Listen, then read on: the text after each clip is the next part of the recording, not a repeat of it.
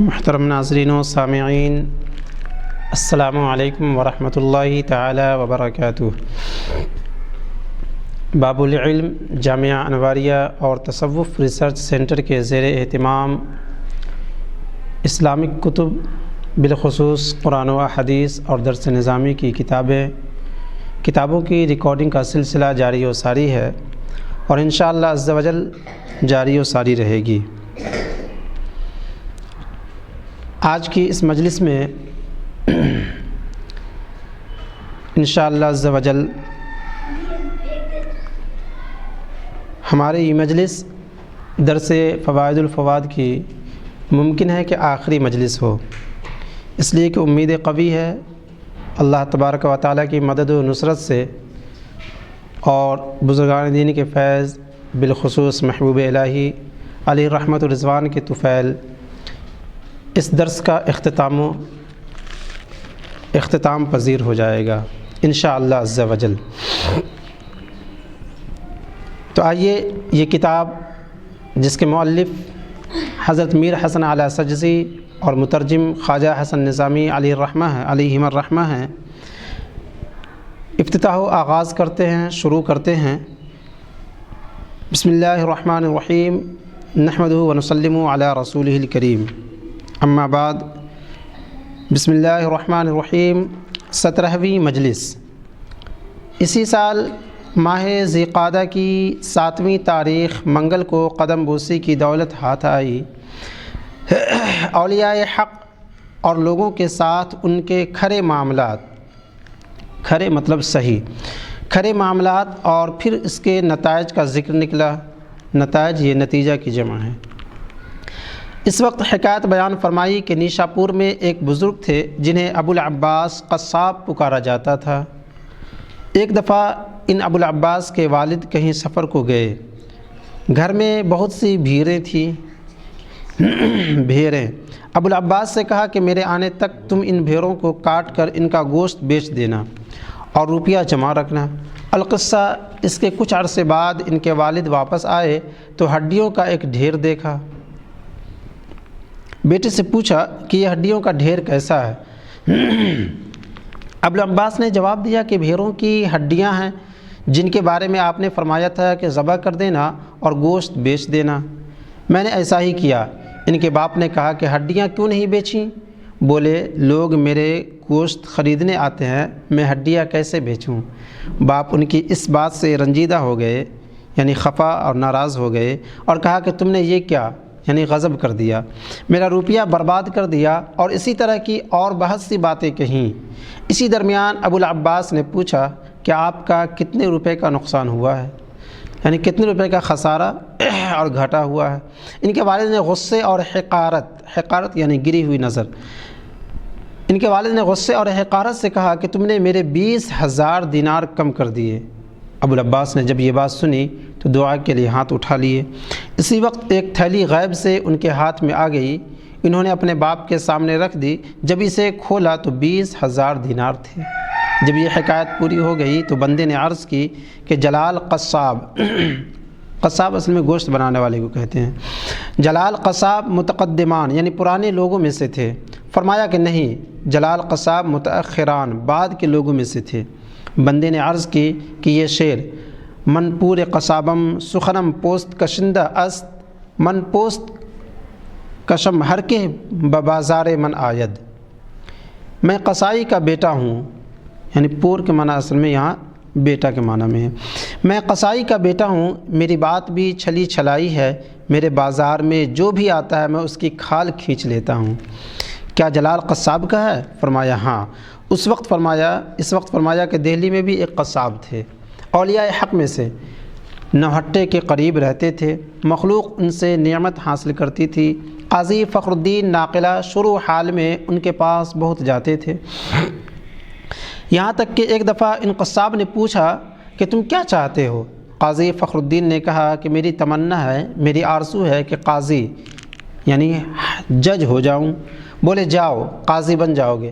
چنانچہ وہ قاضی ہو گئے۔ اس کے بعد فرمایا کہ ایک اور شخص بھی ان کے پاس، ان قصاب کے پاس آیا۔ اس سے بھی انہوں نے پوچھا کہ کیا تجھے بھی کچھ چاہیے؟ بولا میری تمنا تو یہ ہے کہ امیر داد بن جاؤں۔ امیر داد یہ ایک عہدہ ہے، اور اس شخص سے بھی انہوں نے کہا کہ جا امیر داد ہو جائے گا، وہ امیر داد ہو گیا۔ اس موقع پر فرمایا کہ مولانا وجیہ الدین حسام کا بھی ابتدا میں ان کے پاس آنا جانا تھا۔ ایک دفعہ ان سے پوچھا کہ تمہیں کیا چاہیے؟ مولانا وجیہ الدین نے کہا کہ مجھے علم چاہیے۔ وہ بھی ان کے ارشاد کے مطابق عالم بن گئے۔ ایک اور صاحب بھی ان قصاب سے جان پہچان رکھتے تھے۔ ایک روز ان صاحب سے پوچھا کہ تمہیں کیا درکار ہے، یعنی تمہیں کس چیز کی ضرورت ہے؟ ان صاحب نے کہا کہ مجھے تو محبت حق سے تعلق ہے، یعنی اللہ تبارک و تعالیٰ کی محبت۔ یہ بھی واصلان الہی میں سے ہو گئے۔ اس وقت خواجہ ذکرہ اللہ بالخیر نے فرمایا کہ میں نے ان قصاب کو دیکھا تھا، یعنی وہ بہت بڑے بزرگ تھے، پائے کے بزرگ تھے، اللہ کے ولی تھے۔ اسی سال ماہ ذی القعدہ کی 22ویں تاریخ بدھ کو قدم بوسی کی سعادت حاصل ہوئی، 18ویں مجلس۔ اسی سال ماہ ذی القعدہ کی 22ویں تاریخ بدھ کو قدم بوسی کی سعادت حاصل ہوئی۔ علویوں کا ذکر نکلا۔ علوی ان سادات کرام کو کہتے ہیں جو حضرت علی رضی اللہ تعالیٰ عنہ کی نسل سے ہو، لیکن ان کی والدہ حضرت فاطمہ نہ ہو بلکہ ان کے علاوہ ہوں، ایسے سید کو علوی کہتے ہیں۔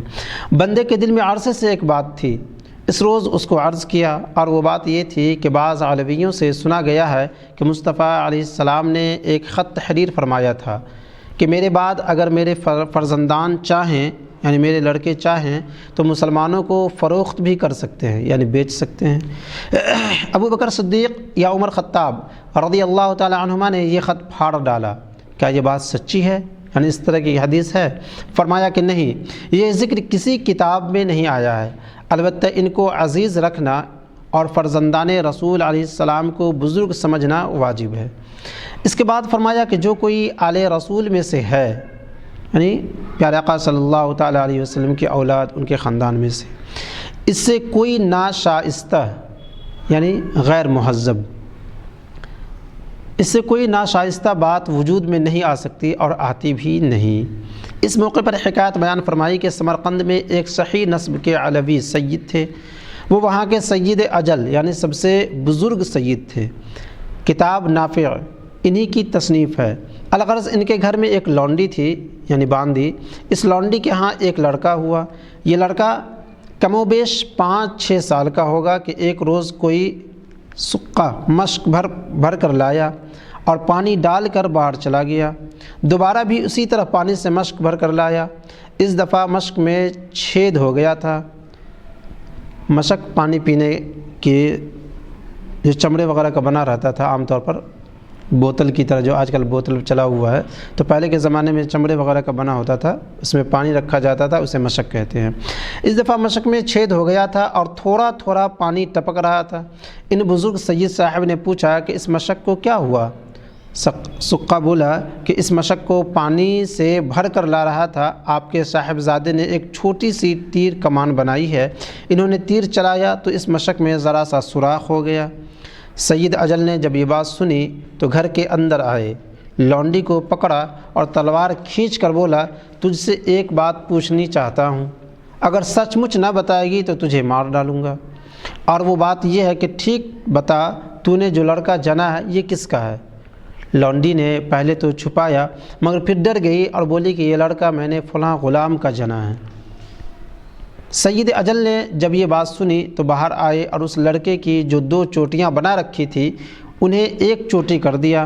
الغرض جو پیغمبر علیہ السلام کی آل میں ہوتا ہے اس سے اس طرح کی حرکت سرزد نہیں ہوتی، یعنی آل رسول جو ہوتے ہیں عام طور پر کسی طرح کی غلط کاری میں نہیں ملوث ہوتے، یا ایسا کام خاص کر جس سے دوسرے لوگوں کو تکلیف پہنچے، دل کو چوٹ ہو۔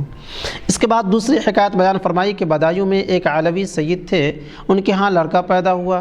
شاید اس روز چاند برج عقرب میں تھا، یعنی چاند بمانا برج، اور وہ عقرب میں تھا۔ عقرب میں لوگ یہ سمجھتے ہیں، عقرب کے دراصل معنی تو بچھو آتا ہے، اور یہ نحوست کے لیے استعمال ہوتا ہے۔ چنانچہ جیسا کہ عوام کی رسم ہے، ایسے بچے کی ولادت کو منحوس اور برا سمجھا جاتا ہے، اس لیے اسے ایک مہتر کو دے دیا گیا۔ مہتر کہتے ہیں بزرگ کو، نیک صالح۔ وہ مہتر اسے لے گیا اور پالا پوسا۔ 4-5 سال بعد اس لڑکے میں ایک نور اور جمال پیدا ہوا، یعنی روشنی۔ کسی نے ماں باپ سے آ کر کہا کہ ذرا دیکھو تو کہ بیٹا کیسا نکلا ہے۔ ماں باپ اس لڑکے کو پھر اپنے پاس لے آئے، قرآن پڑھایا اور علم و ادب سکھایا۔ القصہ خواجہ ذکرہ اللہ بالخیر نے فرمایا کہ میں نے ان علوی سید کو دیکھا ہے، بڑے باوقار اور خوبصورت تھے۔ جب یہ سید متبحر عالم ہو گئے، متبحر عالم یعنی جس انسان کے اندر سمندروں جیسا علم ہو، بے پایا علم ہو، بہت زیادہ جانکار ہو، اسے متبحر عالم کہتے ہیں۔ جب یہ سید متبحر عالم ہو گئے یعنی زبردست عالم ہو گئے تو اکثر بدایوں والوں نے ان کی شاگردی اختیار کی، یعنی ان کے تلامذہ ان سے علم حاصل کرنا شروع کر دیا۔ بڑی صلاحیت اور ادب کے آدمی تھے، چنانچہ جو بھی دیکھتا اس کو پتہ چل جاتا کہ یہ آل رسول علیہ السلام ہیں، یعنی حضور صلی اللہ تعالیٰ علیہ وسلم کی اولاد میں سے ہیں۔ پھر مشغول بحق یعنی اللہ تبارک و تعالیٰ کی ذات میں، یعنی عبادت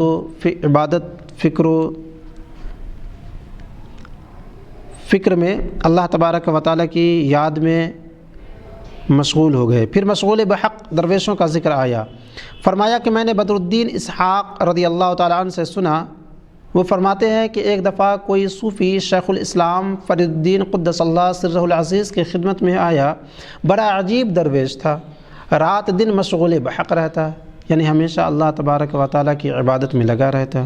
چنانچہ اس کے کپڑے بہت میلے ہو گئے، یعنی گندے۔ میں نے اس سے کہا کہ کپڑے دھوتے کیوں نہیں؟ تو کچھ جواب نہ دیا۔ چند روز بعد میں نے پھر کہا کہ کپڑوں کو دھوتے کیوں نہیں؟ اور اس دفعہ سختی سے کہا تو مجھ سے کہنے لگا کہ مجھ کو کپڑے دھونے کی فرصت کہاں ہے، یعنی اتنا وقت ہی نہیں ملتا کہ میں کپڑا دھوؤں۔ اور یہ بات بڑی عاجزی سے کہی، مطلب بڑی انکساری کے ساتھ کہی، اپنے آپ کو چھوٹا دکھاتے ہوئے۔ اس موقع پر مولانا بدر الدین اسحاق نے فرمایا کہ مجھے جب بھی اس کا جواب یاد آتا تو جس بے چارگی سے اس نے کہا تھا کہ مجھے کپڑے دھونے کی فرصت کہاں ہے، اسے یاد کر کے مجھ پر بے ہوشی طاری ہو جاتی تھی۔ پھر درویشوں کے ذوق و شوق اور سالکوں کے غلبہ اشتیاق کا ذکر نکلا۔ اس موقع پر حکایت بیان فرمائی کہ لاہور میں ایک واعظ کہنے والے عالم تھے، ان کے بیان میں بڑا اثر تھا۔ ایک روز لاہور کے قاضی کے پاس آئے اور بولے کہ مجھے کعبے کی زیارت کی آرزو ہے، یعنی میں حج کرنا چاہتا ہوں، جانے کی اجازت دیجیے۔ قاضی نے جواب دیا کہ کہاں جاتے ہیں؟ آپ کے وعظ و نصیحت سے خلق کو فائدہ پہنچتا ہے، یعنی آپ وہاں جائیں گے، یہاں جو ہے سو لوگ آپ کے تقریر سے، آپ کے بیانات سے مستفید ہوتے ہیں، فائدہ حاصل کرتے ہیں، وہاں جا کر کیا کریں گے؟ یہ عالم جانے سے رک گئے اور جب دوسرا سال آیا تو پھر قاضی کے پاس پہنچے اور اجازت مانگی۔ قاضی نے انہیں کچھ دیا اور کہا کہ کہاں جاتے ہیں؟ یہ عالم پھر ٹھہر گئے۔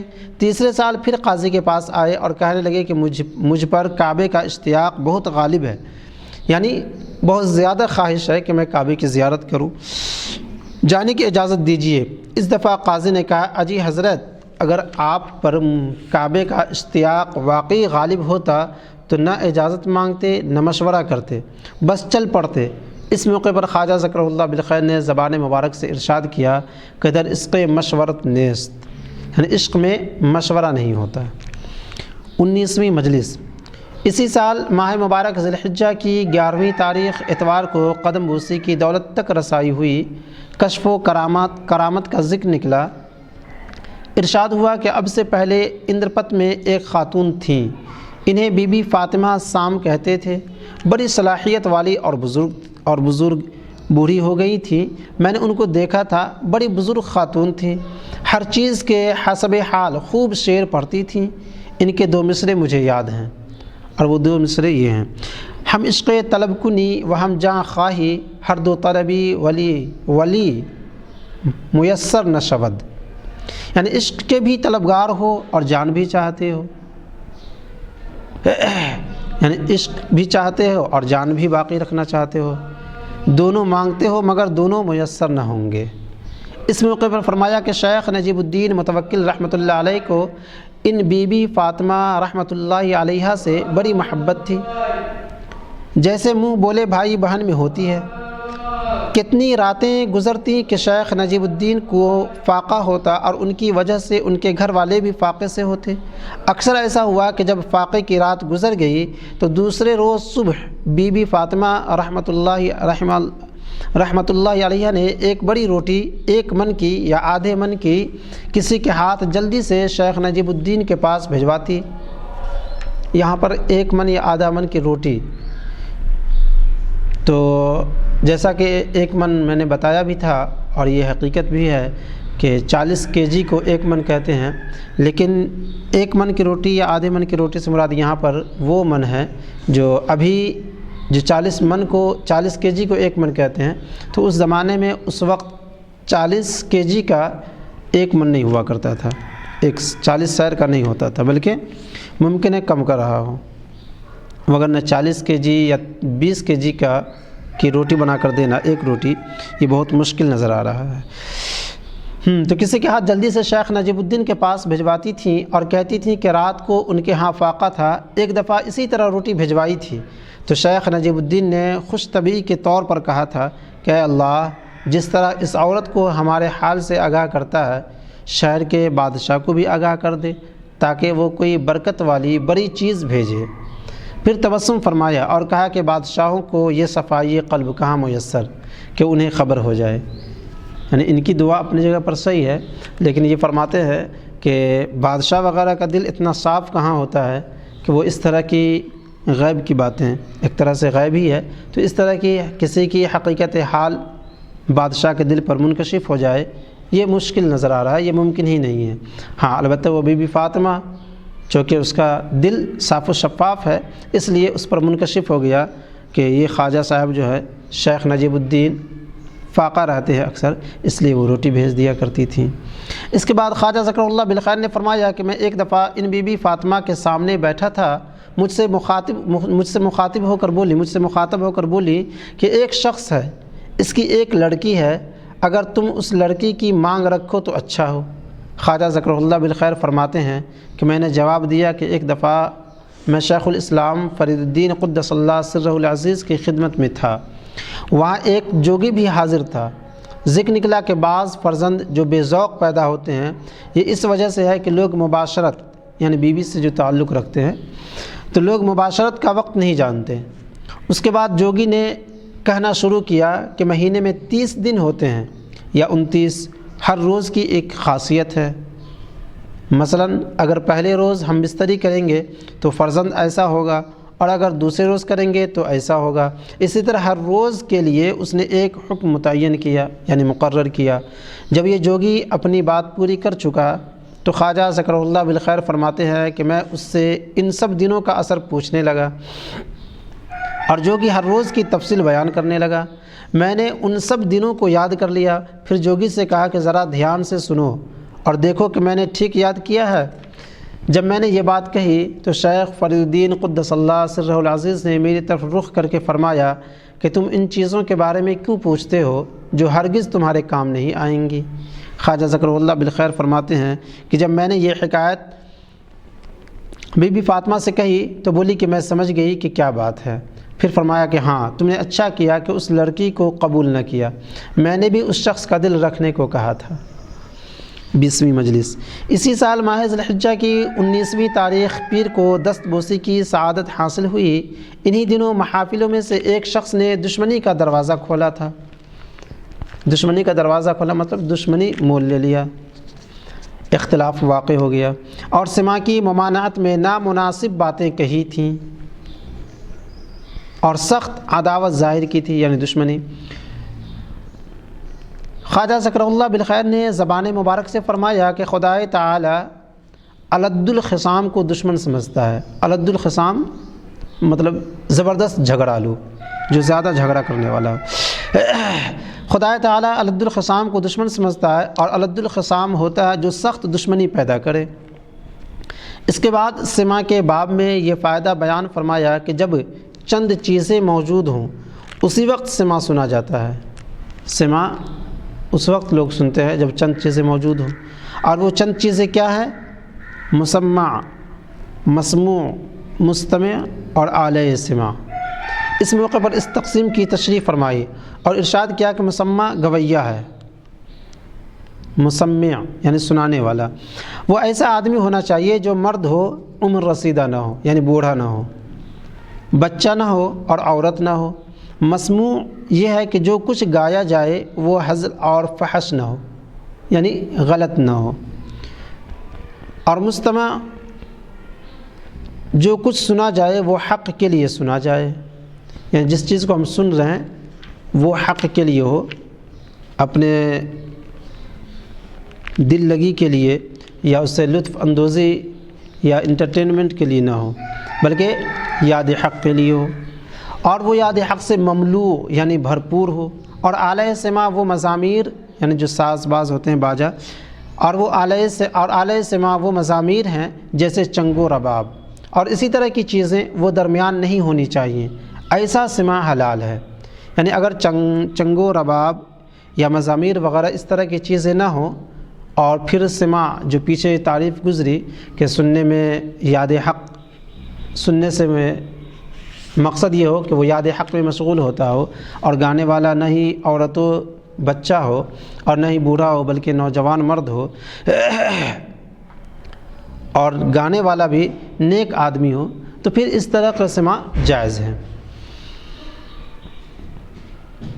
ایسا سماع حلال ہے۔ اس موقع پر فرمایا کہ سماع ایک موزوں آواز ہے یعنی مناسب اور اچھی آواز ہے، یہ حرام کیسے ہو سکتی ہے؟ اور جو کچھ گایا جاتا ہے وہ کلام ہے، معنی اور مفہوم رکھنے والا ہے، وہ حرام کیوں ہوگا؟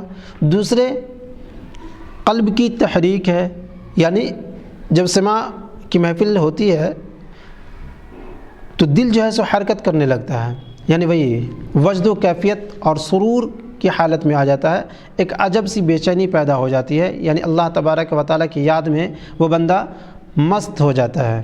اگر یہ تحریک حق کی یاد میں ہو تو مستحب ہے، اگر یہ فساد کی طرف مائل ہو تو حرام ہے۔ خلاصہ وہی ہوا کہ اگر محفل سماع میں بیٹھنے کے بعد اگر جو بھی چیزیں بیان کی گئی ہیں اس انداز میں اگر محفل سماع ہوتا ہے، اور اس کے بعد لوگ اس طریقے کی محفل سماع میں شریک ہوں اور اللہ تبارک و تعالیٰ کی یاد آتی ہو، وجد و سرور ہوتا ہو، تو پھر یہ اچھا ہے، صحیح ہے، حلال ہے، وگرنہ یہ جس طریقے سے جو شرائط بیان کیے گئے اس کے خلاف برعکس اور الگ ہے، دور ہٹ کر کے ہے، تو پھر یہ حرام ہوگا۔ 21ویں مجلس سن 721 ہجری ماہ محرم کی 23ویں تاریخ اتوار کو قدم بوسی کی دولت میسر آئی یعنی حاصل ہوئی۔ درویشوں کے اخلاق اور دشمنوں کے ساتھ ان کے برتاؤ کا ذکر نکلا۔ ارشاد ہوا کہ ایک بادشاہ تھا جس کو تارانی کہتے تھے، شاید اس کو کسی ہنگامے میں قتل کر دیا گیا تھا، اور اس تارانی کو شیخ سیف الدین باخرزی سے بڑی محبت تھی۔ اس کے قتل ہونے کے بعد کسی اور کو بادشاہ بنایا گیا۔ اس بادشاہ کا جو پہلے بادشاہ کی جگہ بیٹھا تھا ایک چغل خور نجومی مقرب بن گیا، اور یہ چغل خور نجومی شیخ سیف الدین سے دشمنی رکھتا تھا۔ اس چغل خور کو جیسے ہی لگائی بجھائی کا موقع ملا، لگائی بجھائی مطلب ملا جلا کر بولنا، حق اور باطل، سچ اور جھوٹ ملا کر بولنا، اسے بولتے ہیں لگائی بجھائی۔ بادشاہ سے بولا کہ اگر آپ چاہتے ہیں کہ آپ کا ملک آپ کے پاس رہے تو شیخ سیف الدین کو راستے سے ہٹا دیجیے، کیونکہ کسی کو تبدیل کرنا یعنی بدلنا اور کسی کو ملک کا حاکم بنانا یہ سب وہی کرتے رہتے ہیں۔ یہ باتیں سننے کے بعد بادشاہ نے اس چغل خور سے کہا کہ تم ہی جاؤ اور جس طرح مناسب سمجھو شیخ کو لے آؤ۔ چغل خور گیا اور شیخ سیف الدین کو لا کر پیش کر دیا، مگر بے ادبی سے لایا، ان کی دستار گلے میں ڈالی یا کسی اور طرح تحقیر کی۔ الغرض جب شیخ سیف الدین، تحقیر وہ یعنی ذلت و رسوائی، بے عزتی کرنا، ان کی دستار گلے میں ڈالی یا کسی اور طرح تحقیر کی۔ الغرض جب شیخ سیف الدین رحمۃ اللہ علیہ اندر آئے تو جیسے ہی بادشاہ کی نظر ان پر پڑی، ان کو معلوم نہیں کیا دکھایا گیا کہ فوراً تخت سے اترا اور بڑی معذرت کے ساتھ شیخ کے ہاتھ پاؤں چومنے لگا۔ یعنی بادشاہ تخت پہ بیٹھا ہوا تھا، جیسے ہی اس کی نظر شیخ سیف الدین علیہ رحمۃ الرضوان پر پڑھی، فوراً شیخ سیف الدین پر جیسے نظر پڑتے ہی فوراً وہ تخت سے اتر گیا۔ اب اللہ عالم اس نے دیکھا کیا چیز، آخر اسے کیا دکھایا گیا نہیں معلوم، لیکن فوراً تخت سے اٹھ کر کے آداب بجا لایا اور بڑی معذرت کے ساتھ شیخ کے ہاتھ پاؤں چومنے لگا، گھوڑا اور بہت سی چیزیں نظر میں پیش کیں، یعنی تحفتاً عطا کیا، اور معافی مانگی اور کہا کہ میں نے اس طرح آپ کو لانے کے لیے نہیں کہا تھا، یعنی جس طریقے سے آپ دربار میں پیش کیے گئے ہیں میں اس طرح حکم نہیں دیا تھا۔ چنانچہ شیخ بادشاہ کے پاس سے واپس گھر آ گئے۔ دوسرے روز بادشاہ نے اس چغل خور کو ہاتھ پاؤں بندھوا کر شیخ کی خدمت میں بھیج دیا اور کہا کہ میں نے حکم کر دیا ہے کہ یہ چغل خور قتل کیا جائے، اب اس کو آپ کے پاس بھیجوا رہا ہوں کہ جس طرح آپ کو اچھا لگے اسے قتل کریں۔ شیخ نے جب چغل خور کو دیکھا تو فوراً اس کے ہاتھ پیر کھولے اور جو جامہ خود پہنے ہوئے تھے اسے پہنایا، یعنی جو لباس آپ پہنے ہوئے تھے اسے پہنا دیا اور کہا آج میرے ساتھ وعظ میں چلو، یعنی بیان میں، تقریر وغیرہ میں۔ وہ دوشنبے کا دن تھا، شنبہ سنیچر، یکشنبہ اتوار، دوشنبہ سوموار پیر۔ وہ دوشنبے کا دن تھا۔ شیخ معمول کے مطابق وعظ کے لیے مسجد میں آئے اور اس چغل خور کو بھی اپنے ساتھ لائے، پھر ممبر پر تشریف لے گئے اور یہ شعر پڑھا: آنا کے بجائے من بدیہا کردند گردست دہد بجز نکوئے نکنم، یعنی وہ لوگ جنہوں نے میرے ساتھ بڑی برائیاں کی ہیں، اگر موقع ملے تو میں ان کے ساتھ صرف نیکی کروں۔ یہ حکایت بیان کرنے کے بعد فرمایا کہ بندے سے خیر و شر، یعنی اچھائی و برائی، جو کچھ بھی وجود میں آتا ہے اس کا پیدا کرنے والا خداوند تعالی ہے، اللہ تبارک و تعالی کی ذات ہے۔ بس جو بھی ہوتا ہے اسی کی طرف سے ہوتا ہے، پھر کسی سے رنجیدہ کیوں ہوا جائے، یعنی کسی سے ناراض کیوں ہونا چاہیے؟ جب ہر چیز کا خالق اللہ تبارک و تعالی ہے تو اگر کسی کے ذریعے سے اگر آپ کو تکلیف پہنچے تو اس بندے سے ناراض نہ ہو، بلکہ آپ اپنے آپ کے ماضی کی باتوں کو دیکھیں کہ کہیں ایسا تو نہیں کہ گزشتہ زندگی میں آپ سے کوئی ایسا عمل سرزد ہو گیا جو باعث تکلیف ہوا، تو آپ تکلیف دینے والے کو نہ دیکھیں بلکہ آپ اپنی غلطیوں پر کبیدہ خاطر ہو، رنجیدہ ہوں اور اللہ کی بارگاہ میں توبہ استغفار کریں۔ پھر کسی سے رنجیدہ کیوں ہوا جائے، اس بات کی مناسبت سے حکایت بیان فرمائی کہ ایک دفعہ شیخ ابو سعید ابو الخیر قدس اللہ سرہ العزیز کہیں راستہ چل رہے تھے، ایک لفنگا پیچھے سے آیا، لفنگا یعنی اوباش قسم کا آدمی، بدماش، ایک لفنگا پیچھے سے آیا اور ان کی گدی پر ہاتھ مارا۔ شیخ نے سر گھما کر اس لفنگے کو دیکھا، لفنگا بولا مجھے کیا دیکھتے ہو، کیا تم یہ نہیں کہتے کہ ہر خیر و شر، اچھا برا جو پہچانتا ہے، جو پہنچتا ہے اس خدا کی طرف سے ہے؟ شیخ نے فرمایا ہاں ایسا ہی ہے، لیکن میں تو یہ دیکھتا ہوں کہ کس بدبخت کو اس کام کے لیے نامزد کیا گیا ہے، یعنی یہ جو تم نے کہا وہ تو حقیقت ہے، صحیح ہے کہ جو بھی خیر و شر وجود میں آتا ہے، تخلیق ہوتی ہے، پیدا کیا جاتا ہے، جو بھی خیر و شر ہمارے ساتھ یا دوسروں کے ساتھ ہوتا ہے وہ اللہ تبارک و تعالی ہی کی طرف سے ہوتا ہے، لیکن میں دیکھ اس لیے رہا ہوں کہ دیکھوں کہ یہ جو برائیاں پیدا ہوئی ہیں وہ کس بدبخت اور بدخلق کے ذریعے سے پیدا ہوئی ہے، میں اس ذات کو، اس انسان کو دیکھنا چاہتا ہوں۔ 22ویں مجلس اسی سال ماہ ربیع الاول کی 17ویں تاریخ جمعرات کو قدم بوسی کی دولت ملی۔ رویت یعنی دیکھنا، رویت کا ذکر نکلا، رویت سے مراد یہاں دیدار خداوندی، اللہ تبارک و تعالی کا دیدار۔ بندے نے عرض کی کہ دیدار کی نعمت جس کا وعدہ مومنوں سے ہے، کیا یہ نعمت کل قیامت کے دن ملے گی؟ فرمایا ہاں۔ اس پر بندے نے کہا کہ جب مومن اس نعمت کو دیکھ لیں گے تو کیا پھر دوسری نعمتوں کو نہیں دیکھیں گے؟ ارشاد ہوا کہ رویت ہے کہ جب اس نعمت کا مشاہدہ کر لیں گے تو کئی ہزار سال تک حیرت میں رہیں گے۔ اس موقع پر زبان مبارک سے ارشاد ہوا کہ بڑی کم نظری ہوگی کہ اس کے بعد کسی اور چیز کو دیکھیں۔ بندے نے عرض کی کہ شیخ سعدی کا ایک شعر ہے اور وہ یہ ہے: افسوس برا دیدہ کہ روئے تو ندیدہ است، یا دیدہ و بعد از تو بروئے نگریدہ است، یعنی اس آنکھ پر افسوس جس نے تیرے چہرے کو نہیں دیکھا، اس آنکھ پر افسوس ہے کہ جس نے تیرے چہرے کو نہیں دیکھا یا دیکھا اور تیرے بعد پھر کسی اور چہرے کو دیکھا۔ یعنی مفہوم یہی ہے کہ اللہ تبارک و تعالیٰ کا دیدار کرنے کے بعد اس آنکھ پر افسوس ہے کہ جو دوسری چیز کی زیارت کرے، دوسری چیز کو دیکھے۔ خواجہ ذکر اللہ بالخیر نے اس بات کی بڑی تعریف فرمائی اور کہا اچھا کہا ہے، یعنی یہ شعر بہت عمدہ ہے۔ 23ویں مجلس اسی سال ماہ ربیع الاخر کی 26ویں تاریخ پیر کو قدم بستی کی دولت تک رسائی ہوئی۔ حضرت امیر المؤمنین عمر رضی اللہ تعالیٰ عنہ کی صلابت و مہابت یعنی سختی اور دبدبے کا ذکر آیا۔ ارشاد ہوا کہ ایک دفعہ کوئی شخص ان کی خدمت میں آیا اور اس نے کہا کہ میں نے ایک عورت سے 6 مہینے پہلے شادی کی تھی، آج اس نے بچہ جنا ہے، یعنی اسے اولاد ہوئی ہے، اس بارے میں کوئی حکم فرمائیے۔ فامر رجمہ، پس انہوں نے اس کو سنگسار یعنی پتھر مار مار کر ہلاک کرنے کا حکم دیا۔ اس مجلس میں امیر المؤمنین علی رضی اللہ تعالیٰ عنہ موجود تھے۔ وہ کچھ سوچنے لگے۔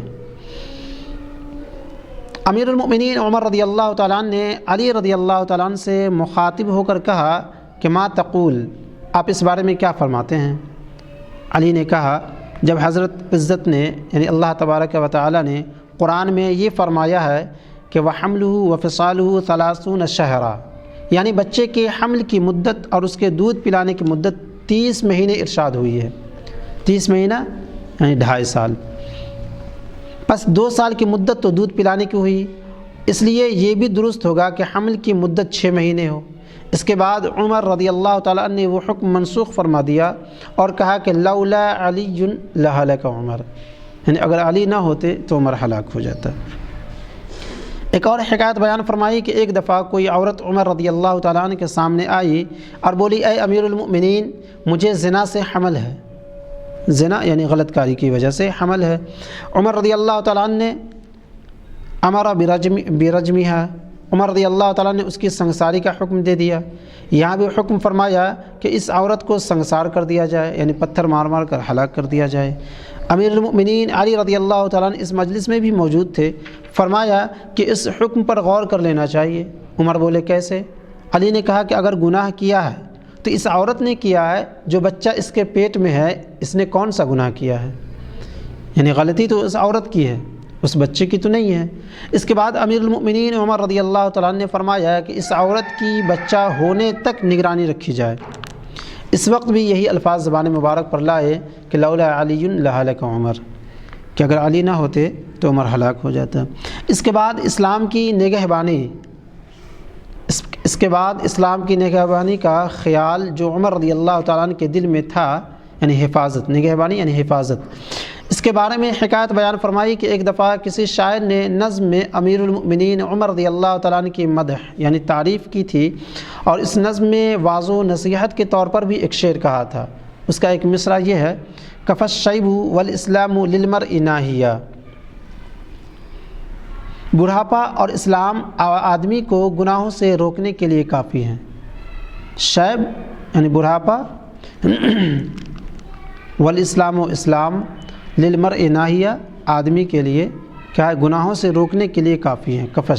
کفا کافی ہے، یعنی کافی ہے بڑھاپا اور اسلام آدمی کو گناہوں سے باز رکھنے کے لیے۔ جب اس شاعر نے یہ شعر ادا کیا تو امیر المؤمنین عمر رضی اللہ تعالیٰ نے کسی صلے کا حکم نہیں فرمایا، یعنی اس شعر کے بدلے میں کوئی انعام و اکرام سے نوازنے کا کوئی حکم صادر نہیں فرمایا۔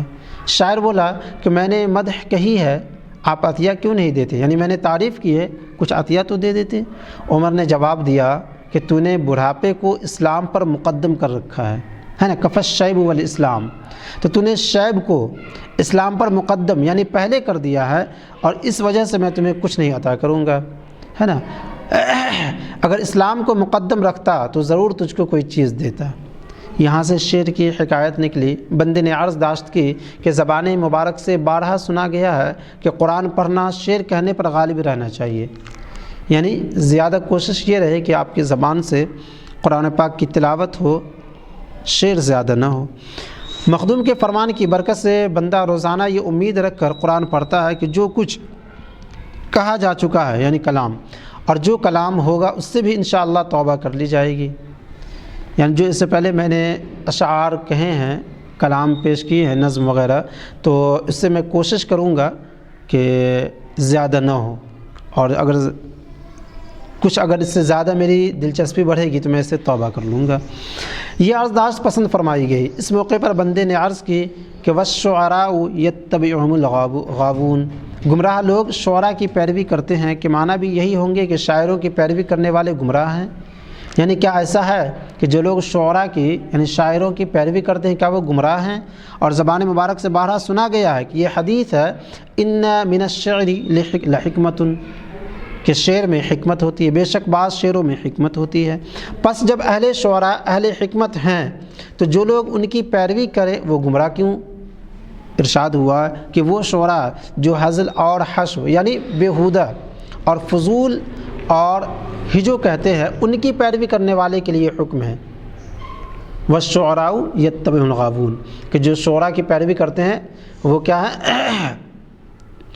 ہلاک کاری کا سبب بنے گا اس کے لیے، وہ جو ہے سو تباہ و برباد ہو جائیں گے۔ تو ایسے شعراء جو غلط کاری کے ساتھ یعنی جو ہجو بیان کرتے ہیں یعنی فحش گو ہے، فحش گو شاعر، ایسا نہیں جو نیک شاعر ہو، اچھی باتیں بتاتا ہو اپنے شعر کے ذریعے سے، تو ایسے شعراء کی پیروی میں نہیں کہا گیا، بلکہ ان الشعر لحکمت، بلکہ شعر تو حکمت ہے۔ لیکن صحابہ کرام نے شعر کہے ہیں، جیسا کہ امیر المؤمنین علی رضی اللہ تعالیٰ عنہ کے کہے ہوئے 2 شعر زبان مبارک پر آئے، جن کے معنی یہ تھے کہ جب عورتیں گھوڑوں پر سوار ہوں گی تو دجال کے خروج ظاہر ہونے کا اندیشہ ہوگا۔ خروج یعنی ظاہر ہونے کا اندیشہ ہوگا۔ ایک قافیہ سروج تھا، دوسرا خروج، تیسرا عروج۔ پہلا مصرع یہ تھا اذا رکب الفروج علی السروج، جب عورتیں گھوڑوں پر سوار ہوں۔ بندے نے عرض کی کہ شعر میں جو مبالغہ کیا جاتا ہے، مبالغہ یعنی بڑھا چڑھا کر بولنا، اس کو کیا کہیں گے؟ ارشاد ہوا کہ ایک مشہور کتاب میں دیکھا ہے کہ جھوٹ گناہ ہے، لیکن وہ جھوٹ جو شعر میں ہو گناہ نہیں ہے۔ 24ویں مجلس اسی سال ماہ جمادی الاولیٰ کی 17ویں تاریخ پیر کو قدم بوسی کی دولت ہاتھ آئی، حسد کا ذکر آیا۔ ارشاد ہوا کہ پیغمبر علیہ السلام نے دعا فرمائی ہے اللہم اجعلنی محسودا ولا تجعلنی حاسدا، یعنی اے اللہ مجھے محسود یعنی جس سے حسد کیا جائے بنا، حاسد حسد کرنے والا نہ بنا۔ اس موقع پر فرمایا کہ حسد ہوتا ہے، حسد جس کو معنی ہم جلن بھی کر سکتے ہیں، حسد ہوتا ہے۔ اور غبطہ، غبطہ یہ عربی میں رشک کے معنی میں آتا ہے، رشک۔ ایک حسد ہوتا ہے اور ایک رشک ہوتا ہے۔ حسد تو یہ ہے، دیکھیں دونوں کی تعریف، حسد تو یہ ہے کہ کوئی کسی کے پاس نعمت دیکھے اور اس نعمت کا زوال چاہے، یہ حسد ہے۔ البتہ غبطہ یہ ہے کہ کوئی کسی کی نعمت دیکھے اور خود اپنے لیے بھی ایسی ہی نعمت چاہے، یہ غبطہ ہے۔ پس حسد حرام ہے اور غبطہ حرام نہیں۔ تو حسد اور غبطہ دونوں کو آسان لفظوں میں آپ یہ بھی کہہ سکتے ہیں کہ کوئی بھی نعمت جو دوسروں کے پاس ہو تو دل میں یہ خیال کرنا کہ وہ نعمت اس سے ختم ہو جائے اور میرے پاس آ جائے، یعنی وہ نعمت مجھے مل جائے، میں اس کا مالک ہو جاؤں، یہ حسد ہے۔ اور غبطہ جسے رشک کہتے ہیں اردو میں، وہ یہ ہے کہ دوسرے کے پاس جو نعمت ہے تو اپنے دل میں یہ خواہش کرنا کہ اے کاش اس طرح کی نعمتیں مجھے بھی مل جائیں، اور یہ بھی خواہش رکھنا کہ وہ نعمت اس کے پاس برقرار بھی رہے، تو یہ غبطہ کہلاتا ہے۔ اسے حسد نہیں کہیں گے بلکہ اسے رشک کہیں گے۔ بلکہ ایک طرح سے یہ ہوا کہ آپ جو ہے سو اس کے لیے دعا بھی کر رہے ہیں کہ وہ برقرار رہے، اور اس طرح کی نعمت کا تمنا کر رہے ہیں آپ جو آپ کے پاس نہیں ہے، تو یہ رشک ہے، یہ صحیح ہے، درست ہے، یہ حرام اور غلط نہیں ہے۔ 25ویں مجلس اسی سال ماہ مبارک رمضان کی 7ویں تاریخ بدھ کو قدم بوسی کی سعادت ہاتھ آئی حیدر زادیہ، ممکن ہے کہ یہ حیدر زاد بھی ہو۔ حیدر زاد کے احوال کا ذکر آیا۔ زبان مبارک سے ارشاد ہوا کہ 100 سال کے بعد ان پر ایک دروازہ کھولا گیا۔ بندے نے سرزمین پر رکھا اور عرض کی کہ یہ تو بڑی امید بندھانے والی بات ہے۔ ارشاد ہوا ہاں۔ پھر شیخ قطب الدین بختیار قدس اللہ سرہ العزیز کے بارے میں تذکرہ آیا۔ ارشاد ہوا کہ ایک بار عید کا دن تھا، شیخ قطب الدین رحمۃ اللہ علیہ عیدگاہ سے واپسی میں اس جگہ تشریف لائے جہاں آج کل حضرت کا روضہ مبارک ہے۔ اس زمانے میں یہ زمین جنگل تھی اور کوئی قبر اور گنبد وہاں نہ تھا۔ حضرت شیخ تشریف لائے اور کھڑے ہو کر کچھ سوچنے لگے۔ احباب یعنی ساتھی جو ساتھ تھے، انہوں نے عرض کی کہ آج عید کا دن ہے اور لوگ انتظار کر رہے ہیں کہ مخدوم گھر میں آ کر کھانا نوش فرمائیں۔ حضور یہاں تاخیر کیوں فرما رہے ہیں؟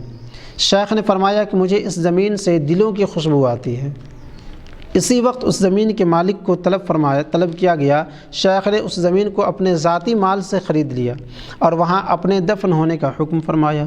خواجہ ذکرہ اللہ بالخیر جب اس بات پر پہنچے تو آنکھوں میں آنسو بھر لائے اور کہا کہ یہ جو فرمایا ہے کہ یہاں سے دلوں کی خوشبو آتی ہے، تو دیکھو کہ وہاں کون کون سو رہا ہے۔ پھر شیخ محمود معینہ دوز یعنی پوستین ساز مطلب کھال کا کرتا بیچنے والے، بنانے والے کہہ سکتے ہیں۔ پھر شیخ محمود معینہ رحمۃ اللہ علیہ کی حکایت آئی۔ ارشاد ہوا کہ ان کے زمانے میں جس کسی کا لونڈی یعنی غلام بھاگ جاتا، جس کسی کا غلام، یہاں پہ غلام سے مراد لونڈی، اس لونڈی کا مالک شیخ محمود کی خدمت میں آتا اور عرض کرتا کہ میرا بردہ یعنی میرا غلام بھاگ گیا ہے۔ شیخ محمود اس بھگوڑے کا نام پوچھتے اور کچھ دیر تأمل فرمانے کے بعد یعنی کچھ دیر غور و فکر کرنے کے بعد مالک سے کہتے کہ مل جائے گا۔ اس کے بعد اتنا اور کہتے کہ جب مل جائے تو مجھے خبر کر دینا۔ الغرض ایک دفعہ کوئی شخص آیا اور عرض کی کہ میرا غلام بھاگ گیا ہے۔ شیخ نے اس کا نام پوچھا اور کچھ دیر سوچا اور ارشاد کیا مل جائے گا، البتہ جب مل جائے تو مجھے بتا دینا۔ یہ شخص گھر چلا گیا۔ چند دن کے بعد وہ غلام اس کو مل گیا، لیکن اس نے آ کر شیخ کو خبر نہ کی۔ غلام ملنے کے بعد اس نے خبر نہیں پہنچائی۔ جب کچھ دن گزر گئے تو وہ غلام پھر بھاگ گیا۔ اس کا مالک آیا اور شیخ محمود کو کیفیت سنائی۔ شیخ محمود نے فرمایا کہ جو میں کہتا ہوں کہ آ کر مجھے غلام ملنے کی خبر کر دو، تو اس وجہ سے نہیں کہتا کہ میں تم سے کسی چیز کا طلبگار ہوں، یعنی کسی چیز کی امید میں میں نہیں کہتا کہ تم آ کر مجھے دوبارہ بتایا کرو تاکہ مجھے کچھ تم دو اس کے ذریعے سے، ایسا نہیں ہے۔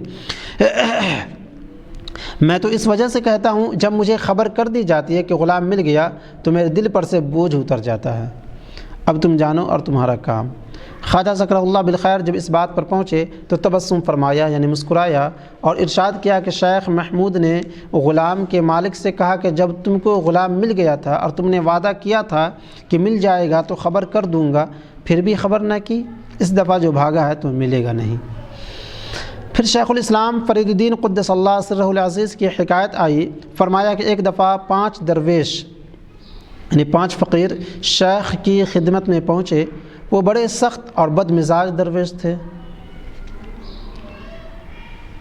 یعنی مزاج کے کرک تھے۔ جب شیخ کے پاس سے اٹھے تو بولے کہ ہم اتنی جگہ پھرتے پھرے ہیں، کہیں ہمیں درویشی نہیں ملی۔ شیخ فرید الدین قدس اللہ سرہ العزیز نے فرمایا کہ بیٹھو تاکہ میں تمہیں درویشی دکھاؤں۔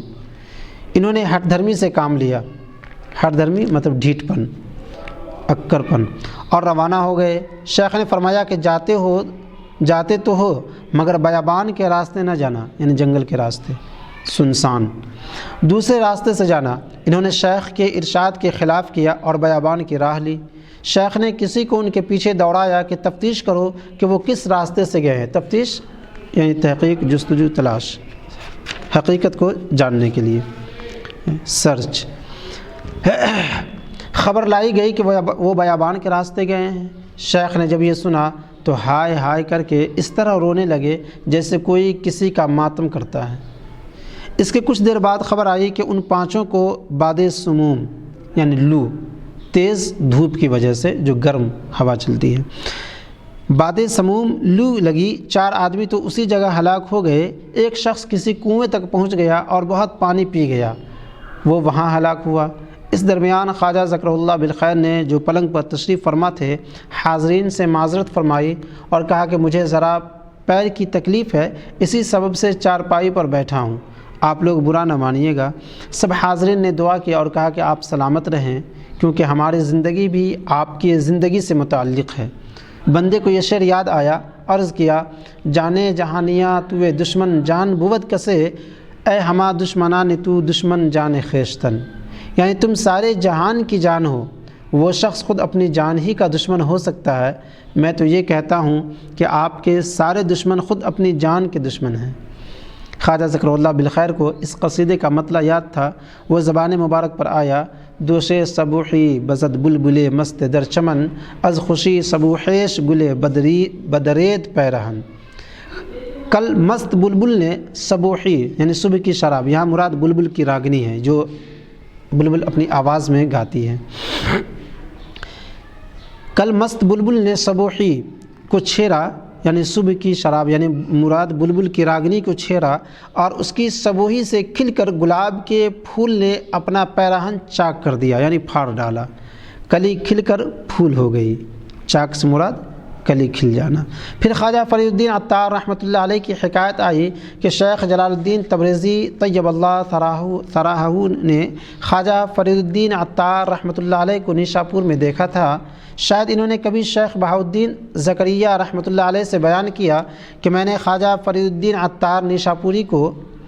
عطار رحمۃ اللہ علیہ کو نیشاپور میں دیکھا تھا۔ انہوں نے مجھ سے کہا کہ کسی مرد خدا کا پتہ بتاؤ، میں کسی کا پتہ نشان نہ بتا سکا۔ شیخ بہاؤالدین نے جب یہ سنا تو کہا کہ اس موقع پر تم نے شیخ شہاب الدین کا پتہ کیوں نہ بتایا؟ شیخ جلال الدین نے کہا کہ میں نے جو مشغولی خواجہ فرید الدین عطار میں دیکھی، مشغولی اکثر کہا جاتا ہے جب اللہ تبارک و تعالیٰ کی یاد یعنی عبادت میں لگا ہوا ہو تو اکثر مشغولی کہتے ہیں۔ شیخ جلال الدین نے کہا کہ میں نے جو مشغولی یعنی اللہ تبارک و تعالیٰ کی عبادت میں جو مشغولی خواجہ فرید الدین عطار میں دیکھی، دوسروں کی مشغولی اس کے مقابلے میں معزولی یعنی بیکاری ہے۔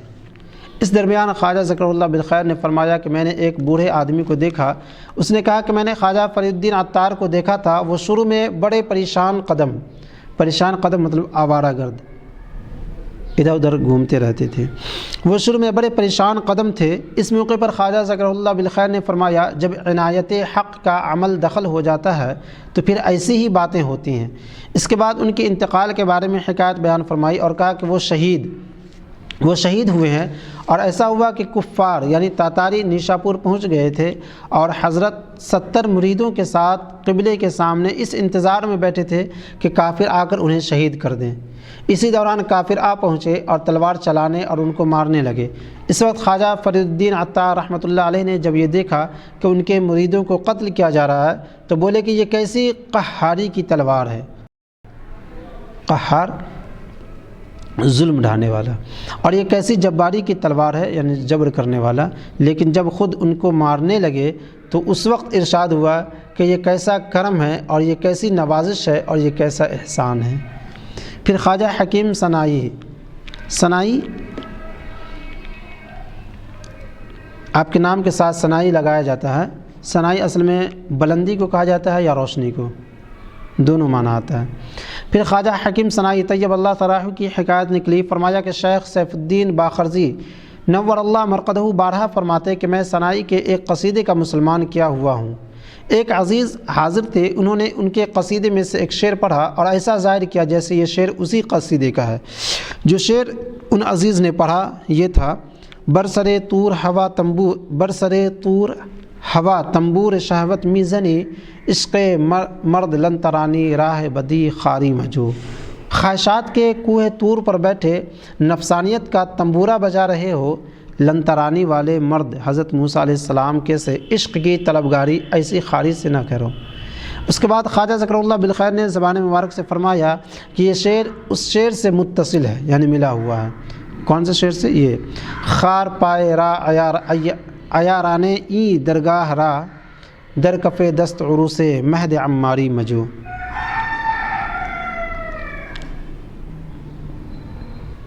اس درگاہ یعنی اس درگاہ کے تیز رفتار رہ رووں کے پیر کا کانٹا عماری کے گہوارے میں بیٹھی دلہن کی ہتھیلی میں نہ ڈھونڈو۔ بندے نے عرض کی کہ یہ عماری کیا چیز ہے؟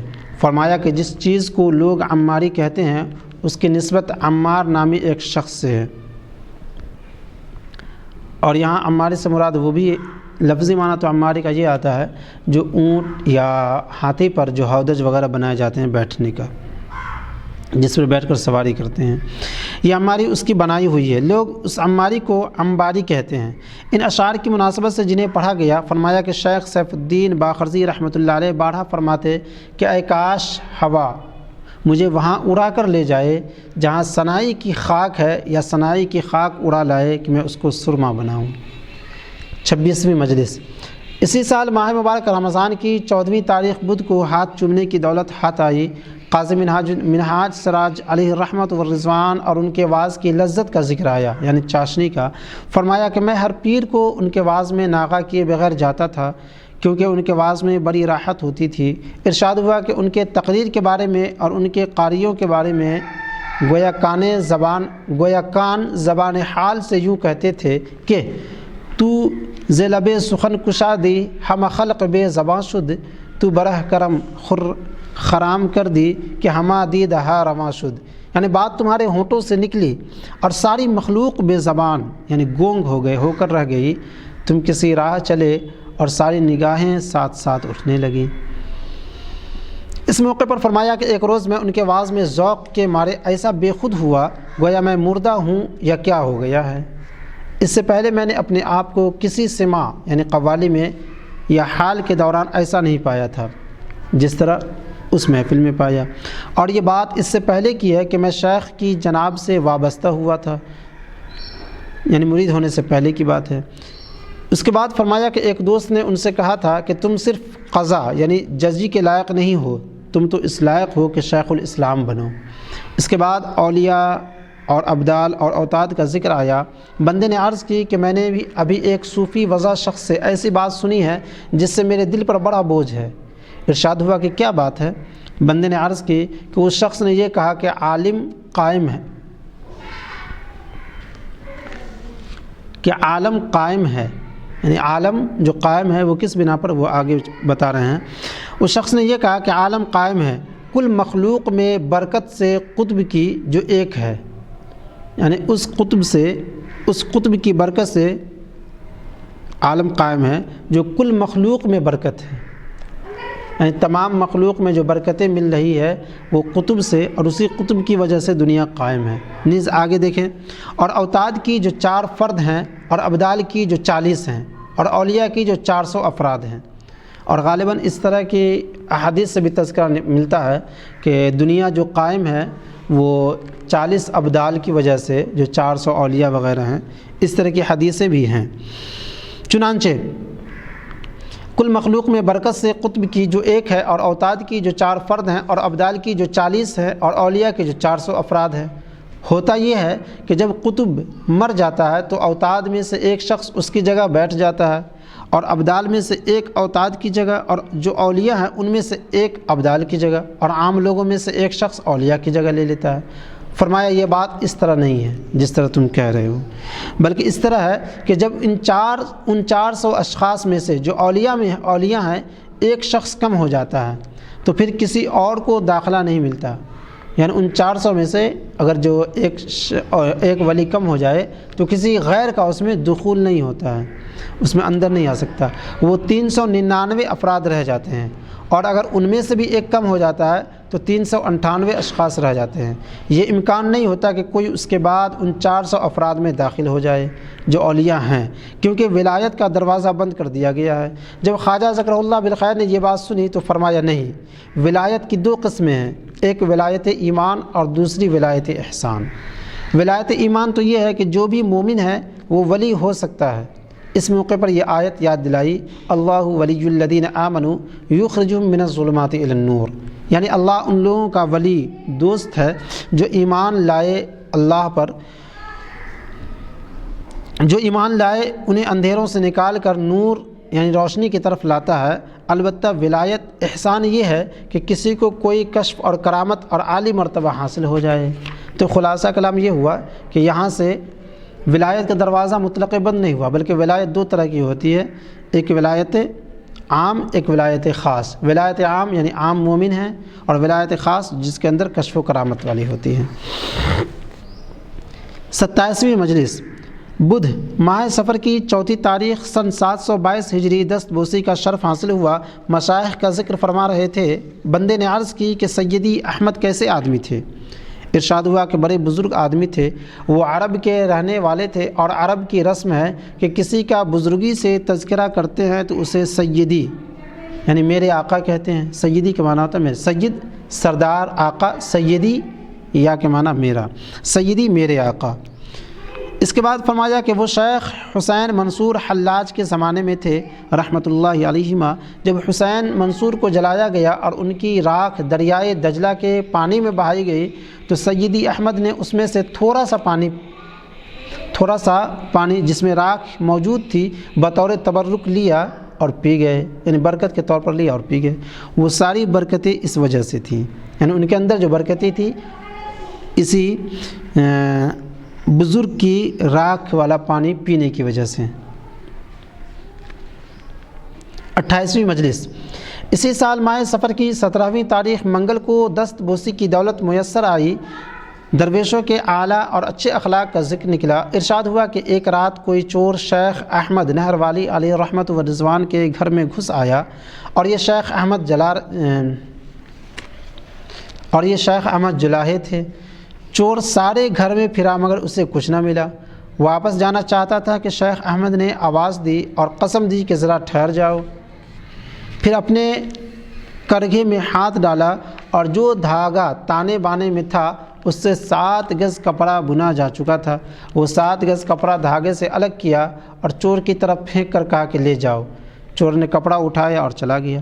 دوسرے روز وہ چور اور اس کی ماں اور اس کا باپ سب آئے اور سر شیخ احمد کے پیروں میں رکھ دیے، یعنی اپنے سر کو شیخ احمد کے پیروں میں رکھ دیے اور اس کام سے توبہ کی، یعنی تائب ہو گئے اور ایمان لے آئے، چوری چھوڑ دیے۔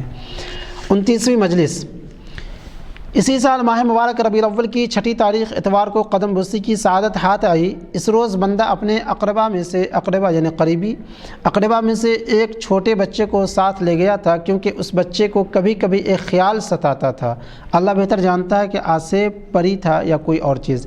اس کو بندہ خواجہ ذکر اللہ بالخیر کی خدمت میں لے گیا اور ساری کیفیت سنائی۔ خواجہ نے مہربانی کی نظر سے اس کو دیکھا اور زبان مبارک سے ارشاد ہوا کہ اچھا ہو جائے گا۔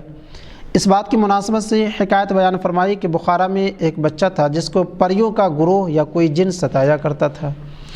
ہر شام کی نماز کے وقت بچے کو اس کی جگہ سے اٹھا کر لے جاتے اور ان کے گھر میں ایک درخت تھا، اس بچے کو اس درخت پر بٹھاتے اور چلے جاتے، اور اس پر ماں باپ اس بچے کی حفاظت احتیاط سے کرنے لگے۔ اس کو حجرے یعنی کمرے میں چھپا دیتے اور حجرے کے دروازے پر قفل ڈال دیتے یعنی تالا۔ جب مغرب کی نماز کا وقت ہوا تو اس بچے کو پھر اسی درخت پر دیکھا۔ جب وہ بہت عاجز و پریشان ہو گئے تو اس کو شیخ سیف الدین باقرضی رحمۃ اللہ علیہ کی خدمت میں لے گئے اور سارا حال کہہ سنایا۔ شیخ کے حکم پر اس بچے کا سر مونڈ دیا گیا، یعنی حلق کر دیا گیا، چھیل دیا گیا سر کو، اور ایک کلاه یعنی ٹوپی اس کے سر پر رکھ دی اور اس کو تلقین کی کہ اگر وہ دوبارہ یہ گروہ آئے، یعنی ہوشیار کر دیا گیا، یقین دلایا گیا کہ متنبہ کر دیا گیا کہ اگر دوبارہ یہ گروہ آئے یعنی جماعت تو کہہ دیجیے کہ میں شیخ کا مرید ہو گیا ہوں اور محلوق ہو گیا ہوں، اور کلاه یعنی ٹوپی دکھا کر کہو کہ یہ کلاه مجھے شیخ سے ملی ہے۔ جب اس بچے کو اس کے گھر میں لائے تو وہ گروہ آیا۔ بچے نے جیسا کہ شیخ نے فرمایا تھا کہہ دیا کہ میں شیخ کے سامنے محلوق ہو گیا ہوں، اور کلاه یعنی ٹوپی دکھائی۔ وہ آپس میں کہنے لگے کہ کون بدنصیب اسے شیخ کے پاس لے گیا تھا، یعنی کون بدنصیب ہے جس نے شیخ کے پاس اسے لے گیا، یہ کہا اور چلے گئے، پھر نہیں آئے۔ خواجہ ذکر اللہ بالخیر جب اس بات پر پہنچے تو آنکھوں میں آنسو بھر لائے اور حاضرین بھی رونے لگے کیونکہ بڑا اچھا وقت تھا الحمدللہ۔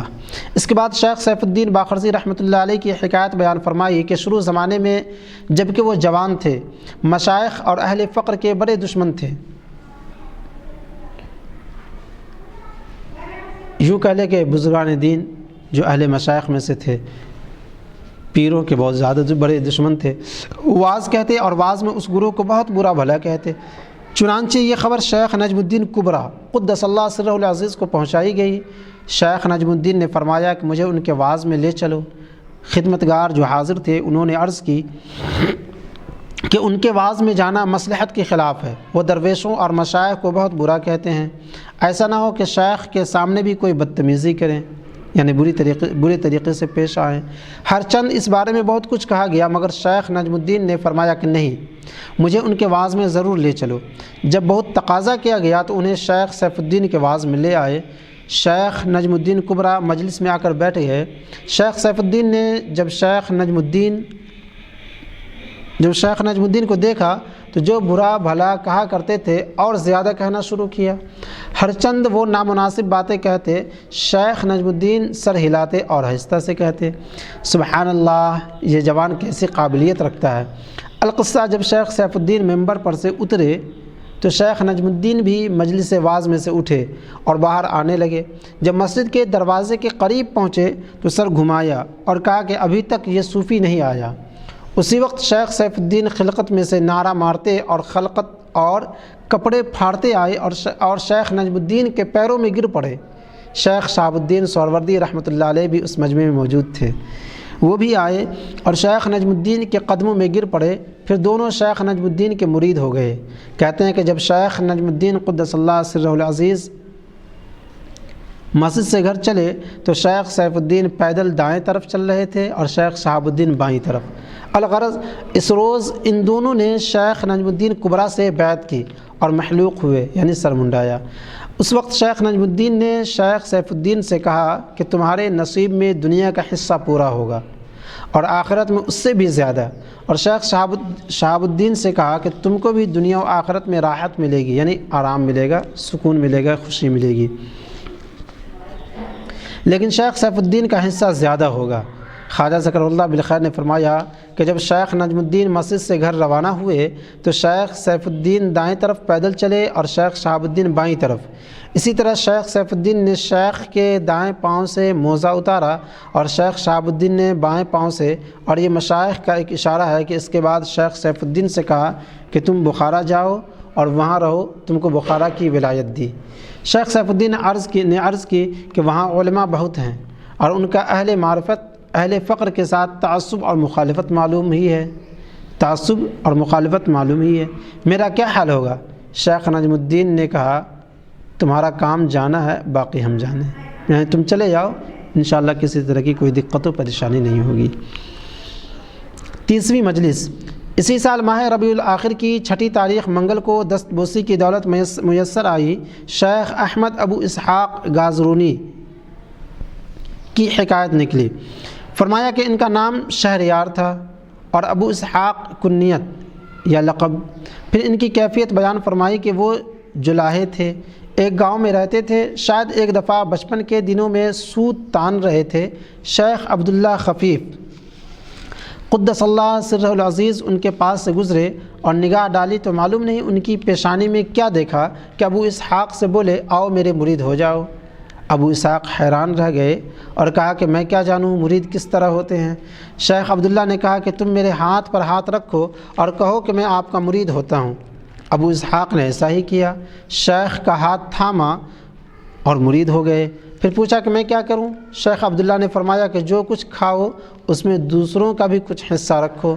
ابو اسحاق نے اس بات کو مان لیا۔ اس کے بعد جو کھانا بھی ملتا اس میں سے کچھ کسی اور کو بھی دے دیتے، یہاں تک کہ ایک روز 3 درویش اس گاؤں میں پہنچے اور ان کے سامنے سے گزرنے لگے۔ وہ اپنے آپ سے بولے کہ یہ 3 درویش اس گاؤں میں آئے ہیں اور ٹھہرے نہیں، جا رہے ہیں، مجھے ان کی کچھ خدمت کرنی چاہیے۔ اس وقت ان کے پاس 3 روٹیاں تھیں، انہی کو لیا اور دوڑے اور پیچھے سے نہیں کہ بے ادب انہی کو لیا، یعنی روٹی لی جو 3 روٹیاں آپ کے پاس تھی اور دوڑنے لگے، اور پیچھے سے نہیں بلکہ آگے سے آئے۔ کیوں؟ پیچھے سے آنے میں بے ادبی ہوتی ہے، تو وہ کہتے ہیں کہ انہیں کو لیا اور دوڑے اور پیچھے سے نہیں آئے کہ بے ادبی ہوگی، سامنے سے آئے اور وہ 3 روٹیاں ان تینوں حضرات کے سامنے رکھیں۔ وہ تینوں کے تینوں صاحب دل تھے، انہوں نے وہ روٹیاں لے کر کھا لی اور ایک دوسرے سے بولے کہ اس بچے نے تو اپنی طرف سے ایک کام کر لیا، ہمیں بھی اس کا بدلہ کرنا چاہیے۔ ان میں سے ایک نے کہا کہ میں دنیا بخشتا ہوں، دوسرے نے کہا کہ دنیا کی وجہ سے وہ فتنے یعنی جو امتحان ہے وہ فتنے میں پڑے گا، میں عقبہ آخرت دیتا ہوں۔ یہ بات ہو ہی رہی تھی کہ تیسرے نے کہا درویش جوان مرد ہوتے ہیں، ہم اسے دنیا بھی بخشتے ہیں اور عقبہ بھی۔ اس موقع پر خواجہ ذکرہ اللہ بالخیر نے فرمایا کہ ابو اسحاق ایک ایسے کامل حال شیخ ہو گئے کہ بیان نہیں کیا جا سکتا۔ وہ انتقال کر چکے ہیں مگر آج تک ان کے روضے میں ایسی نعمت اور راحت ہے جس کی انتہا نہیں۔ ایک جم گھٹا اور سونا اور چاندی اور طرح طرح کی نعمتیں بے اندازہ موجود ہیں۔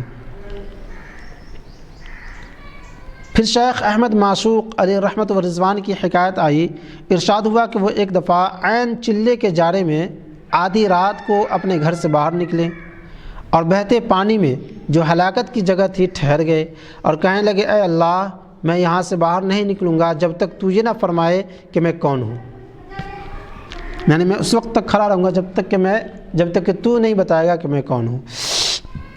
اور سخت ٹھنڈی کا موسم، پانی میں کھڑے ہونا۔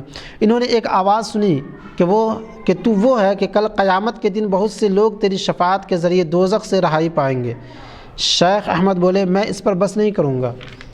دوبارہ آواز سنی کہ تو وہ ہے کہ کل قیامت میں بہت سے لوگ تیری عنایت سے جنت میں جائیں گے۔ شیخ بولے کہ میں اس پر بھی قناعت نہیں کروں گا، یعنی اس پر بھی صبر نہیں کروں گا، مجھے بتایا جائے کہ میں کون ہوں۔ اس وقت ایک آواز سنی کہ ہم نے حکم کر رکھا ہے کہ درویش اور عارف ہمارے عاشق ہیں اور تو ہمارا معشوق ہوگا۔ پھر جب خواجہ احمد رحمۃ اللہ علیہ اپنی جگہ سے باہر نکلے اور شہر میں گئے تو جو بھی سامنے سے آتا کہتا تھا اے شیخ احمد معشوق السلام علیکہ۔ خواجہ ذکرہ اللہ بالخیر جب اس بات پر پہنچے تو بہت روئے۔ حاضرین میں سے کسی نے کہا کہ وہ نماز نہیں پڑھتے تھے، پوچھا اور کہا کہ وہ نماز نہیں پڑھتے تھے؟ فرمایا کہ ہاں۔ جب ان سے بہت کہا جاتا کہ نماز کیوں نہیں پڑھتے، کہتے نماز پڑھوں گا مگر سورہ فاتحہ نہیں پڑھوں گا۔ کہا جاتا وہ کیسی نماز جس میں فاتحہ نہ پڑھی جائے؟ جب بہت اصرار کیا گیا یعنی ضد کی گئی تو بولے کہ اچھا فاتحہ پڑھوں گا مگر ایاک نعبد و ایاک نستعین نہیں پڑھوں گا۔ ان سے پھر کہا گیا کہ یہ آیت بھی پڑھو۔ القصہ بہت کچھ کہنے سننے کے بعد نماز کے لیے کھڑے ہوئے اور فاتحہ پڑھنے لگے۔ جب اس جگہ پہنچے کہ ایاک نعبد و ایاک نستعین تو ان کے مبارک اعضاء کے ہر رونگٹے کی جڑ سے خون جاری ہو گیا۔ اس وقت حاضرین کی طرف رخ کر کے بولے میں حیض والی عورت ہوں، میرے لیے نماز جائز نہیں ہے، یعنی پورے عضو سے خون نکلنے لگا۔ اور جب اس طرح ہوا تو انہوں نے فرمایا کہ میں اس عورت کی مثل ہوں جو مخصوص ایام مخصوصہ میں جو عورتیں پر نماز معاف ہو جاتی ہے، میں اسی حالت میں ہوں، میں اسی طرح ہوں، لہٰذا مجھ سے نماز معاف ہے۔ 31ویں مجلس اسی سال ماہ مبارک رجب کی 11ویں تاریخ منگل کو قدم بوسی کی سعادت حاصل ہوئی۔ ان دنوں بارش کی کمی تھی۔ اس وقت کی مناسبت سے حکایت بیان فرمائی کہ ایک دفعہ دہلی میں قحط کی شروعات تھی۔ قحط یعنی زمین کا بنجر ہونا، کچھ زمین کے اندر سے نہ نکلنا۔ سب نے اتفاق سے طے کیا کہ شیخ نظام الدین ابو المؤید رحمۃ اللہ علیہ بارش کی دعا کریں۔ شہر کی ساری خلقت باہر نکلی۔ شیخ نظام الدین ابو المؤید ممبر پر تشریف لے گئے اور وعظ کے دوران ہاتھ آستین میں ڈالا اور ایک کپڑا باہر نکالا اور آسمان کی طرف منہ کر کے ہونٹ ہلانے لگے، یعنی کچھ پڑھنے بولنے لگے، دعا مانگنے لگے۔ بارش کی بوندیں گرنے لگیں تو پھر اپنی تقریر میں لگ گئے۔ بارش تھم گئی تو دوبارہ شیخ نظام الدین ابو المؤید نے وہ کپڑا آستین سے باہر نکالا اور آسمان کی طرف رخ کیا۔ بارش خوب زور سے برسی۔ غرضے کے جب گھر میں آئے تو ان سے پوچھا گیا کہ وہ کپڑا کیا تھا؟ بولے میری ماں کا دامن تھا۔ ان کی بزرگی کے بارے میں ایک اور حکایت بیان فرمائی کہ ان کے چچا زاد یا کسی اور رشتے کے بھائی تھے، کبھی کبھی صلہ رحمی یعنی مراد یہاں رشتہ دار، صلہ رحمی کا خیال رکھنے کی خاطر ان کے پاس تشریف لے جاتے اور وہ بھی خوش طبع تھے، ہر ایک سے خوب مذاق کرتے۔ ایک بار شیخ نظام الدین ابو المؤید رحمۃ اللہ علیہ ان کے پاس گئے، وہ مزاج آمیز باتیں کرنے لگے۔ شیخ نے کہا کہ مجھے چھوڑ دو تو اچھا ہے کہ کچھ دیر تمہارے برابر بیٹھ جاؤں یا آوارہ اور بدراہ اور ضرور سیاح چلا جاؤں۔ یہ بات ایسی عاجزی سے کہی کہ وہ بھی رونے لگے۔ 32ویں مجلس، اور یہ آخری مجلس ہے اس کتاب کی۔ اسی سال ماہ مبارک شعبان کی 20ویں تاریخ پیر کو قدم بوسی کی دولت ہاتھ آئی۔ ایک دفعہ حضرت سے شیخ احمد معشوق کی حکایت سنی تھی۔ اکثر لوگوں سے اس طرح سنا گیا کہ ان کو محمد معشوق کہتے ہیں، چنانچہ اس روز یہ معلوم کیا گیا کہ ان کو محمد معشوق کہتے ہیں یا احمد معشوق۔ ارشاد ہوا کہ احمد محمد معشوق، ان کا نام احمد تھا اور ان کے والد کا محمد، یعنی ان کے والد کا نام محمد تھا اور ان کا خود نام احمد تھا۔ یہاں تک کتاب فوائد الفواد جو میر حسن علی سجزی کی تالیف کردہ ہے، محبوب الہی نظام الدین اولیاء علیہ الرحمۃ والرضوان کے ملفوظات یہاں تک مکمل ہوئے۔ اللہ تبارک و تعالی کی بارگاہ میں دعا ہے کہ مولا قدیر اس کتاب کے پڑھنے میں اور سامعین کے سننے میں یا اس کے کسی طرح کی بھی بے ادبیاں غلطیاں ہوئی ہیں تو اللہ تبارک و تعالی معاف فرمائے۔ خود امیر حسن علی سجزی اور مترجم خواجہ حسن نظامی کیا کہتے ہیں؟ یہ تھی روحانی لوگوں کے سونگھنے کی مشک جو 3 سال کی مدت میں جمع کی گئی، یعنی یہ 5ویں جلد 3 سال کی مدت میں جمع کی گئی۔ ان پہلے فوائد کی ترتیب کے بعد جنہیں 12 سال کی مدت میں پورا کیا گیا تھا، یہ دونوں نسخے 15 سال کا مجموعہ ہیں، یعنی پہلی 4 جلدیں تقریباً 12 سال میں مکمل ہوئی اور یہ آخری جلد 5ویں جلد 3 سال میں، کل ملا کے 15 سال۔ اگر اس کے بعد جان کے موتی، اس کے بعد فرماتے ہیں کہ یہ کتاب تو مکمل ہو گئی ملفوظات، اب اگر اس کے بعد کیا ہوتا ہے دیکھیں، اگر اس کے بعد جان کے موتی کو سینے کی سیپی میں کچھ دیر قرار ملا تو اس دریائے رحمت سے ہاتھ آنے والے موتیوں کو قلم کی لڑی میں پرو دیا جائے گا۔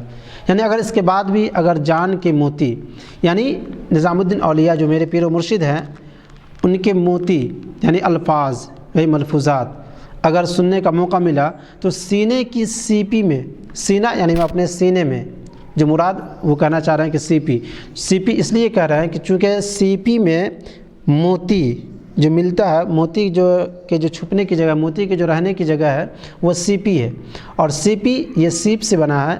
سیپ ایک دریائی جانور ہے جس کے کھول کو کہتے ہیں سی پی، اور موتی اسی سیپ میں رہتے ہیں۔ تو اگر اس کے بعد جان کے موتی یعنی محبوب الہی کے الفاظ، موتی یعنی الفاظ کو سینے کی سیپی یعنی اپنے سینے میں اور کچھ دیر قرار ملا تو اس دریائے رحمت سے ہاتھ آنے والے یعنی محبوب الہی کے رحمت سے ہاتھ آنے والے موتیوں کو قلم کی لڑی میں پرو دیا جائے گا، یعنی میں انشاءاللہ لکھ لوں گا، اور بندہ ان جواہر سے مالا مال ہوگا انشاءاللہ تعالی عز و جل۔ چون بحفظت بزود بست و 2 سال 20 روز از مah شعبان از اشارات خواجہ جمع عام این بشارت ده فتوح جہاں شیخ ماچون نے محمد عامد نام حسن اندر ثنائے او حسان۔ جب 700 سے 22 سال بڑھ گئے تو شعبان کے مہینے کی 20ویں تاریخ خواجہ کے ارشادات میں سے جمع کیے گئے، یعنی ملفوظات جو لکھے گئے ہیں وہ شعبان کے مہینے کی 20ویں تاریخ خواجہ کے ارشادات میں سے جمع کیے گئے۔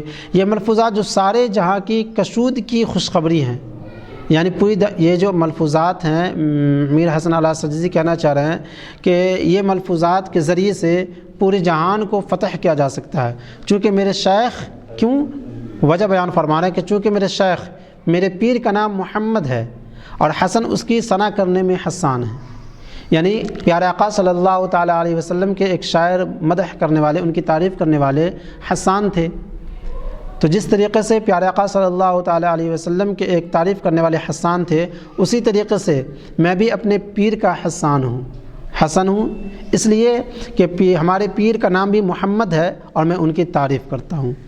تمام شد الحمدللہ رب العالمین وصلی اللہ تعالی علی خیر خلقہ محمد وآلہ واصحابہ اجمعین۔ بار الہ اللہ تبارک و تعالیٰ کی بارگاہ میں دعا ہے کہ مولا قدیر ہمارے اس کتاب کو ہر عام و خاص کے لیے فائدہ مند اور سودمند بنائیں، اور ہماری غلطیوں، کوتاہیوں، لغزشوں کو پیارے آقا صلی اللہ تعالیٰ علیہ وسلم اور اپنے محبوبین بالخصوص محبوب الہی کے طفیل معاف عطا فرمائے۔ وآخر دعوانا ان الحمدللہ رب العالمین۔ السلام علیکم ورحمۃ اللہ تعالی وبرکاتہ۔